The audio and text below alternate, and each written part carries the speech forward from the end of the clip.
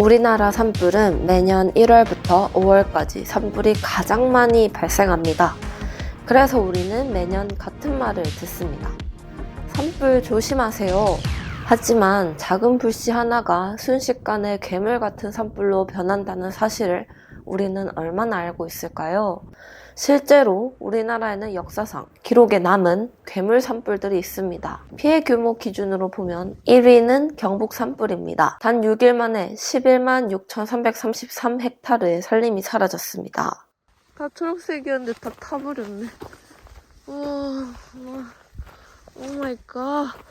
오 마이 갓. 나무 어떡해. 근데 아직도 따뜻해. 맞지? 좀 있다. 따뜻하지? 아직 열기가 있어. 엄마야, 괜찮니? 마음이 아프다. 오늘 다 까만색 묻어 나오겠다. 이거 그러네? 따뜻하지? 아유, 이게 칼력 얼마나 오랜 기간 걸렸을 텐데. 와, 씨. 나무 이걸 다 베야 된다는 게 너무 가슴 아파.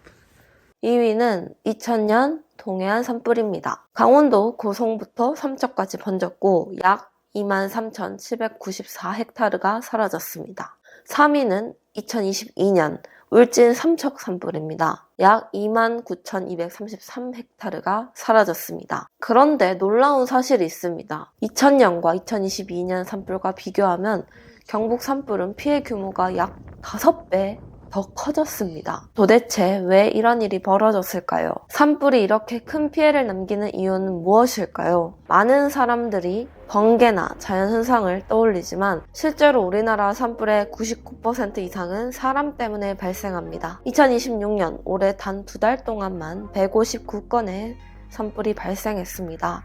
그리고 대부분의 원인은 사람의 부주의였습니다.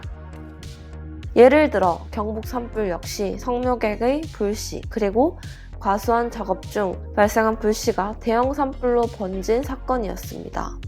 지난 10년간 산불 원인을 보면 1위 입산자 실화, 2위 쓰레기 소각, 3위 논밭두렁 소각. 자연적으로 불이 나는 경우는 1%도 되지 않습니다. 즉 사람이 조심하면 대부분의 산불은 막을 수 있다는 이야기입니다. 하지만 문제는 여기서 끝나지 않습니다. 요즘 산불은 한 번 발생하면 멈추지 않습니다. 최근 산불이 더 위험해지는 이유는 여러 가지 구조적인 문제 때문입니다. 첫 번째는 기후변화입니다. 비가 내리는 횟수가 줄어들면서 숲과 땅이 점점 더 건조해지고 있습니다. 그래서 한 번 불이 붙으면 걷잡을 수 없이 번집니다. 산불 위험 기간도 점점 더 길어지고 있습니다. 두 번째는 숲 구조의 변화입니다.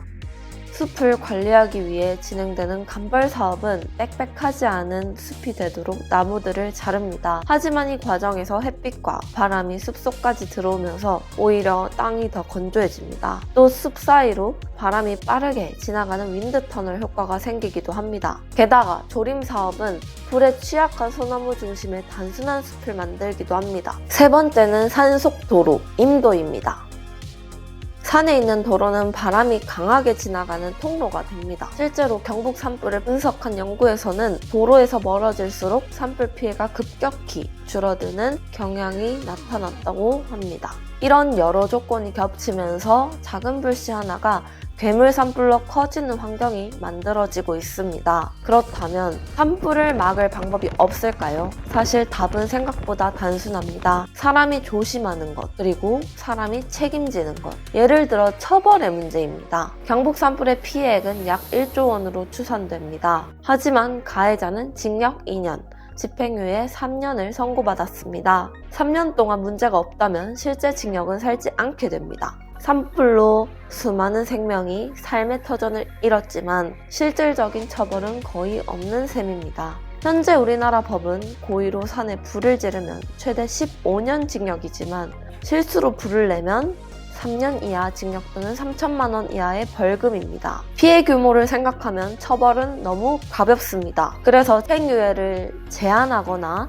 더 강력한 책임을 묻는 제도가 필요합니다. 피해가 말도 안 되게 거대한 만큼 불을 지른 사람에게도 더 큰 책임이 따라야 한다고 생각해요. 피해액이 1조인데 과태료는 고작 200만 원으로 끝이 납니다. 피해액의 일부를 과태료로 거두어 산불 피해 복구에 이용해야 한다고 생각합니다. 강력한 과태료 처벌을 통해서라도 사람들의 부주의에 의한 산불을 예방할 수 있다는 생각이 듭니다. 또 하나 중요한 것은 산불 원인 1위는 입산자 실화입니다. 등산로 입구에서 화기물품 반입을 제한하고 수거함을 설치하는 방법도 있습니다. 2위와 3위는 쓰레기 소각과 논밭두렁 소각입니다. 하지만 농촌에서는 쓰레기 수거 인프라가 부족하고 고령 인구가 많기 때문에 소각이 계속되는 현실도 있습니다. 그래서 일부 지자체에서는 쓰레기를 버릴 수 있는 거점 지역을 늘리는 방식을 조금씩 도입하고 있다고 합니다.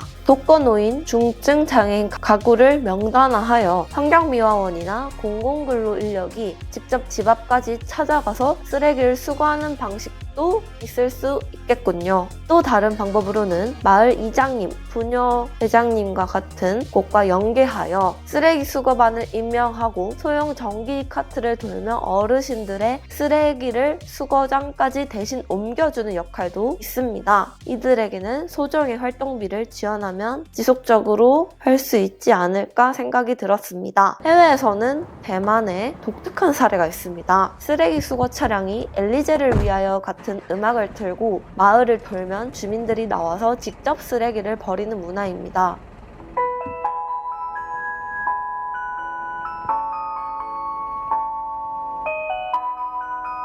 거동이 불편한 어르신들의 쓰레기는 이웃이나 자원봉사자들이 대신 버려줍니다. 우리나라에서도 트로트 음악을 틀면 수거 차량이 마을을 돌고 주민들이 함께 참여하는 공동체 방식을 만들 수도 있습니다. 또 논밭두렁 소각의 경우에는 지자체에서 태우지 말고 파쇄해드린다는 이야기를 하고 있습니다. 지자체에서 청년 봉사단들이 고령화된 마을들을 찾아다니며 파쇄하는 활동도 함께 지원하고 있는데 이 지원을 꼭 받으면 좋겠습니다. 영농 부산물을 태우지 않고 안전하게 파쇄해야 한다는 이야기를 만약 트로트 가수가 산불 조심 기간에 마을로 방문하여 확성기에 이야기를 한다면 이 문제에 대해서 알려지고 빠르게 개선되지 않을까라는 생각이 듭니다. 만약 위에서 말한 방법 말고 다른 방법이 있다면 과태료 부과를 더 강화시키는 방법이 있습니다. 어길 시에는 현재 과태료보다 0을 더 붙여서 과태료를 부과해야 합니다. 예를 들면 200만 원인데 2천만 원인 것입니다. 이런 작은 변화들이 산불을 막을 수 있습니다. 대한민국 산불의 99%는 사람 때문에 발생합니다. 지금의 숲은 산불이 발생하면 이제는 기후변화와 산림정책의 영향으로 더 큰 불로 번질 수 있습니다. 그렇기 때문에 산불 발생률 자체를 없애야 합니다. 발생 전 예방이 더 중요한 것입니다. 이제는 이런 인식들이 산불 조심이라는 단어도 산불을 조심하라는 것인지 산불을 나지 않게 조심하라는 것인지 막연하다는 생각이 듭니다. 산불 조심 현수막으로 산불 예방이 가능할 거라고 생각되겠지만 그것보다 더 중요한 것이 있습니다. 우리들의 노력과 책임을 지는 부분들이 더 강화된다면 진정한 예방에 한 걸음 다가가는 게 아닐까요? 우리는 산불에 대해 얼마나 책임지고 있을까요? 괴물 산불의 범인은 자연이 아니라 사람입니다. 다음 영상에서는 산불이 휩쓸고 지나간 이후 산은 어떻게 변화하고 있을지 경북 산불 발생 지역을 다시 찾아가 봤습니다. 다음 이야기가 궁금하시다면 좋아요와 구독을 눌러주시고 계속 제 활동을 응원하시면 좋아요와 구독도 똑같이 눌러주시면 감사하겠습니다.